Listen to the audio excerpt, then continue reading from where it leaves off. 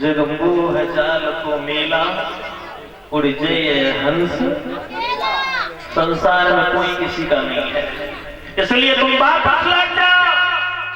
काफी समझाने के बाद में भी जब वापस नहीं लौटे हैं, अंत में भगवान व्यास वापस लौटे।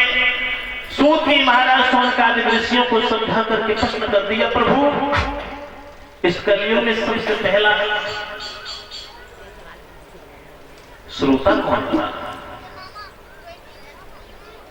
भगवान व्यास के जिस पुत्र ने जन्म लिया था उन्हीं का नाम भगवान जो विद्वान थे उन्होंने सुखदेव रखा। भगवान व्यास के पुत्र का तो जब जन्म हुआ विद्वानों ने बड़ा सुंदर नाम रखा है सुखदेव। भगवान अपना घर परिवार छोड़ करके भगवान का भजन करने के लिए एकांत में चले। भगवान व्यास ने एक नहीं दो नहीं 6 शास्त्र 18 पुराण जो आपके बीच में जो कथा चल रही है वो 17 पुराण लिखने के बाद 18 पुराणों के रूप में श्रीमद् भागवत महापुराण का पवित्र अनुष्ठान भगवान व्यास ने देव ऋषि नारद जी के कहने के आधार पर मानव कल्याण के लिए बड़े सुंदर शब्दों में लिखा है।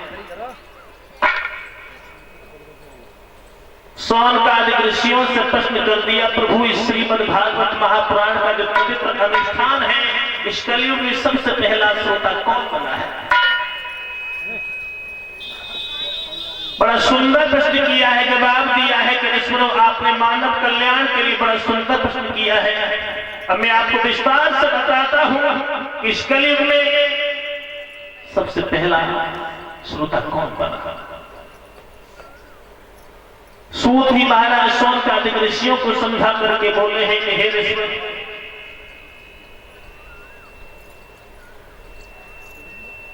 कौरवों और पांडवों के बीच में आपस में भाईचारे का बंटवारा जब हुआ, काफी प्रयास करने के बाद में जब बंटवारा नहीं हुआ,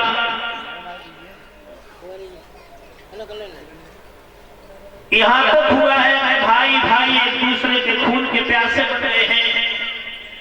पांडवों ने ग्रह कलेश से बचने के लिए कौरवों से 5 गांव दान में जब मांगने के लिए भी प्रस्ताव रखा तो वो भी मंजूर नहीं हुआ। अंत में विवश होकर के पांडवों ने एक अलग नगर बसाया है जिसका नाम रखा था उन्होंने इंद्रप्रस्थ।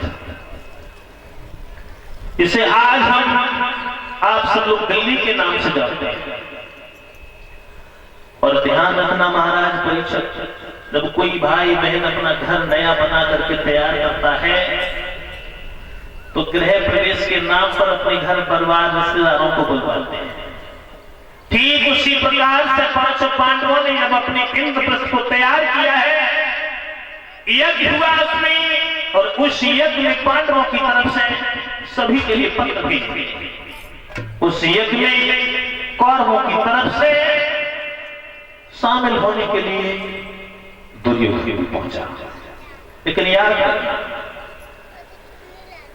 जो पांडवों का जो महल बना हुआ था उस महल महल की बनावट ही कुछ अलग थी। उस महल की बनावट ऐसी थी माताओं, जहां पर पृथ्वी थी वहां पर जल भरा हुआ था, और जहां जल का आभास होता था माताओं, वहां पर पृथ्वी थी। जहां पर दीवार नजर आती थी वहां पर दरवाजा था, और जहां दरवाजे का आभास होता था वहां दीवार था। दुर्योधन पहुंचा, आगे बढ़ा तो जल पृथ्वी समझ करके जब आगे बढ़ा है तो जल से भरे हुए जल को डूब गया, उठकर भागा, दरवाजा समझ करके आगे बढ़ा है तो उसका सिर दीवार से जाकर के टकरा गया, पटक लगी, जमीन पर गिर पड़ा। ऊपर महारानी द्रौपदी छत पर खड़ी हुई थी, अट्ठहास करके कहने लगी, सच कहा है किसी ने कि अंधे के अंधे ही होते हैं। ध्यान रखना माताओं, मां विश्व युद्ध महाभारत के बीज था, वो बीज इस यज्ञ में ही बोया गया था। झगड़े की जड़ पट पट पट। महारानी द्रौपदी अगर चाहती तो इतना भी कह सकती थी कि देवर जी थोड़ा संभाल के चलिए, लेकिन नहीं, अंधे का अंधा कह करके महारानी द्रौपदी ने दुर्योधन का उपहास किया। दुर्योधन खड़ा हो गया, जवाब दिया कि द्रौपदी आपने सच कहा, जब मैं चला था हस्तिनापुर से आंखों में रोशनी थी, लेकिन इस इंद्रप्रस्थ की चकाचौंध में आते आते मेरी आंखों की रोशनी गायब हो गई। लेकिन याद रखना, जिस दिन इस अंधे का फंदा तुम्हारा पड़ेगा, इस भारत में तुम्हारे आंसू पहुंचने वाला नसीब नहीं। और बोला है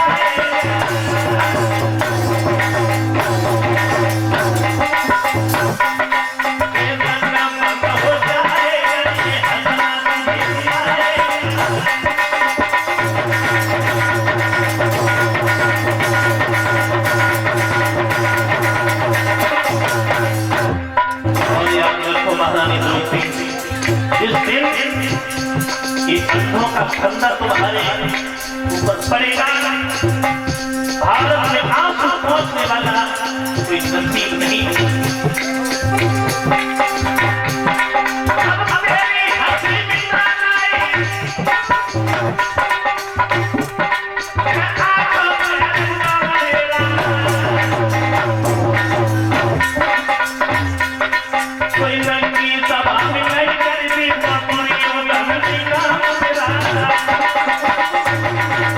Thank you.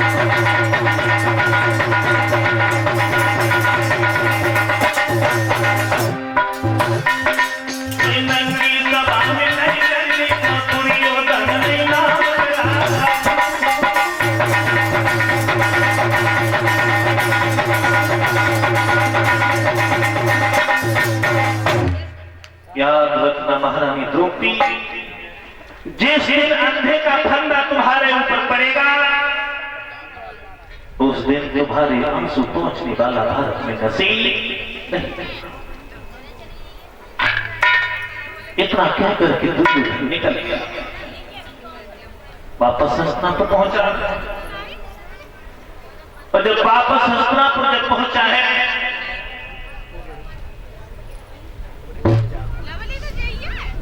अपने राज सिंहासन पर जाकर के बैठ गए। दुर्योधन के चेहरा की तरफ जिस समय शकुनी ने देखा, और शकुनी ने जब चेहरा की तरफ देखा है,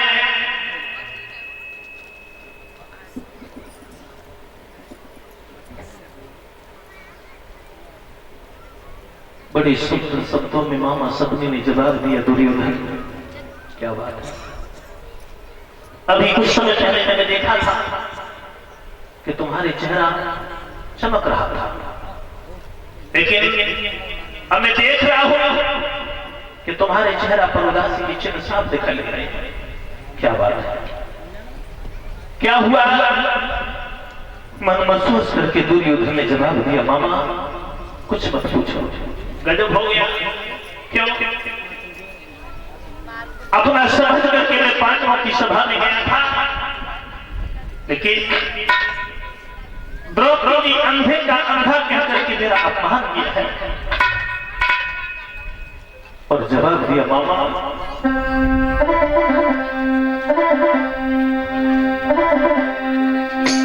अरे मामा ने कली बताई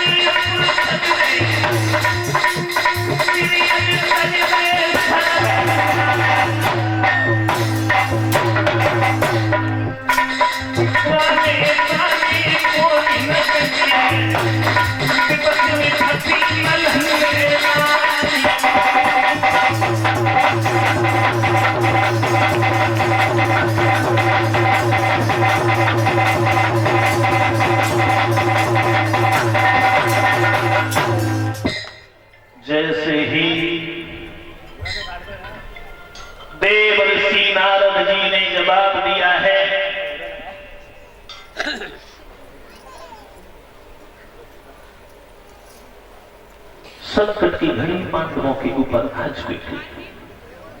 जवाब दिया है, एक काम कीजिए,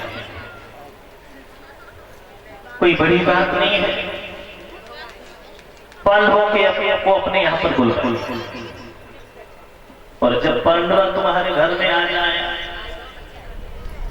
तो फिर जैसे मन करे वैसे उनको मार दे।